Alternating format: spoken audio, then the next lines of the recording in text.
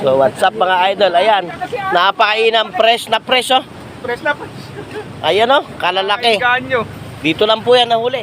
Sa Bravo Dam mga idol, napakasipag ni tatay oh. Iba parang mamati ba? Masarap po yan. Ayan oh. Ano po yung jacket? Napakamura pong ibinigay ni tatay sa halagang 200 pesos, 3 piraso na. Ayan. Nota nyo nga, hindi hadlang kahit may bagyo maulan oh. Ayan mga idol oh. Tatay naghanap buhay, napakainam. 200 pesos lang po yung tatlo. Napakamura. Ayan. Mura na po yan. Ayan, napakainam.